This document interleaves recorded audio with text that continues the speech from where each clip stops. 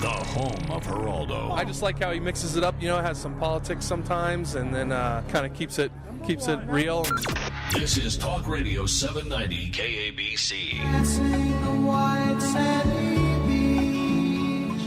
Keeping it real before we get to Ed Henry at about 11:45, and Tracy Davis, GOP strategist and a former speechwriter for President Bush on the state of the current GOP field. Let me take one more call on the horrifying news involving the L.A. teacher who bounced around from district to district. Hi, Rich. You're on the phone. Hello, Rich. Yes. Hi, Rich. You're on. What's up? Yeah, my was a principal at the ABC school district, Cerritos, California, and she had a teacher transferred there, 16-year tenured teacher who made death threats against other teachers, and she was told to say nothing. She told the teachers, went to the police, and 2 days later they said, clear out your office, do not come back. She lost her position, 25 years in education. So the reason for the call is there are people out there who want to do the right thing, but they're told, because in this case, this ABC school district wanted to have the perception that everything's okay, we don't have a problem, and instead of doing the right thing, they got rid of someone who loved working with children, loved education, no longer can do it. Fortunately, the teacher was removed, but it came, as a result of my wife's career.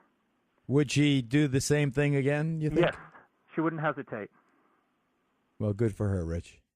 I don't know where ABC is, but good for her, and I'm glad she spoke up, and I call on all the teachers in the LAUSD and any other district, ABC or DEF, to do the right thing. Just report.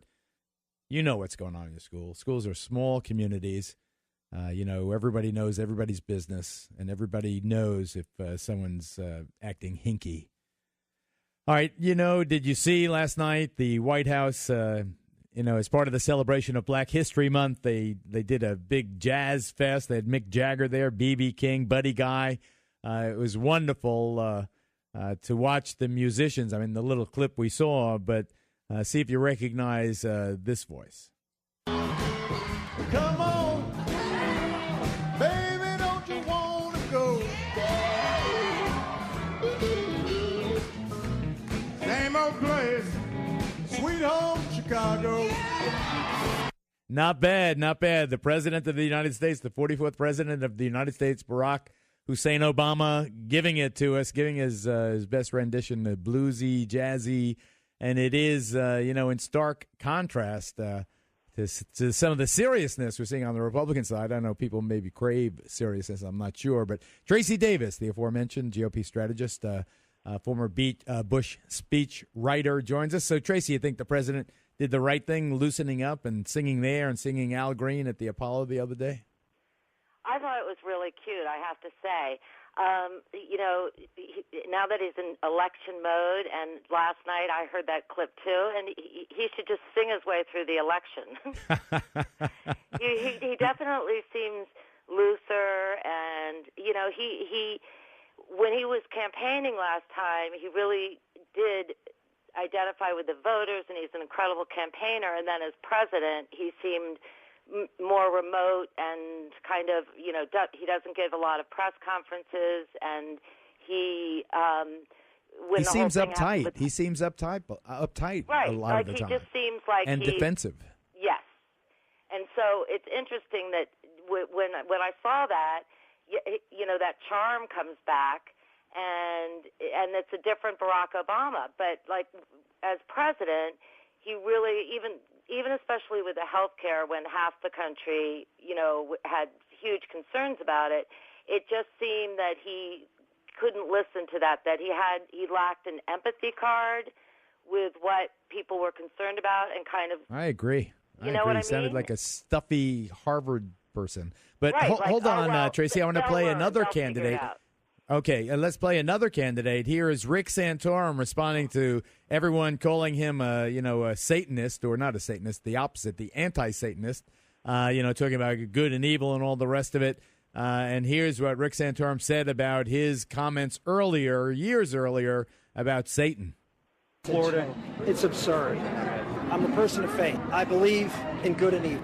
If somehow or another, because you're a person of faith and you believe in good and evil, is a disqualifier for president, we're going to have a very small pool of candidates who can run for president. Okay, Tracy Davis, GOP strategist. Is this bad strategy for Rick Santorum to be wearing his faith and his morality on his sleeve?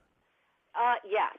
I mean, I think that he's on thin ice because he's complaining that the media is causing this. But actually, like when he was on Hannity the other night, first of all, having the media dictate your talking points is never a good idea. But mainly, then he went on to say, just on his own, about this prenatal testing, and he said that it promotes abortions. It has nothing to do with the good of the woman or the child that's being born, and it's just to protect the doctors from being sued.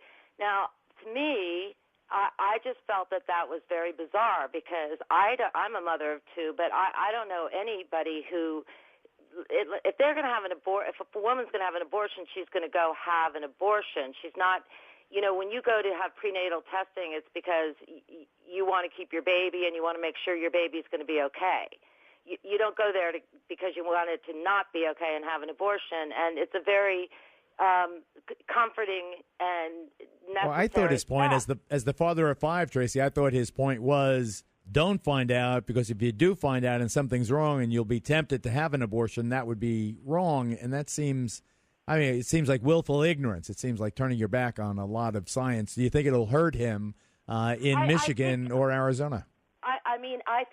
I think that these recent comments are starting to resonate. He has this huge surge, but it definitely, for women and this is my problem sort of with the Republicans right now, I feel that, this whole idea of having the most conservative candidate, to me, is ignoring the fact that what we want to do is pull the country together, and we want to have a big tent, and we want to have the independents, the undecideds, the swing voters, the people who may have voted for Barack Obama last time but felt that the promises and the direction the country is going isn't what they thought was going to happen. And, when you go way too far to the right, maybe it pleases the far right wing of the party, but the whole problem in Washington is that, this country was based on compromise and tolerance and checks and balances and working with Congress. The president has to work with Congress. I worked for President Bush. It was President Bush Sr., but I was also, I was interned for 3 years by Senator Ted Kennedy. I grew up with the Kennedys, even though I was a Republican. And I saw how they worked together. It was just a different Washington. There was compromise. And I don't know what's wrong with middle of the road. I really don't. But I feel that if the Republicans, want to take over the White House, they have to have a larger. They're going to have to get there. tent. They're going to have to get there one way or another. I'll join you there in that lonely middle of the road. Tracy Davis, Yay. Thank you very much, GOP strategist. I appreciate it. But I agree. If the Republicans can't get the independents, what they're aiming for, ladies and gentlemen, mark my words, they're aiming for the socially conservative Latino vote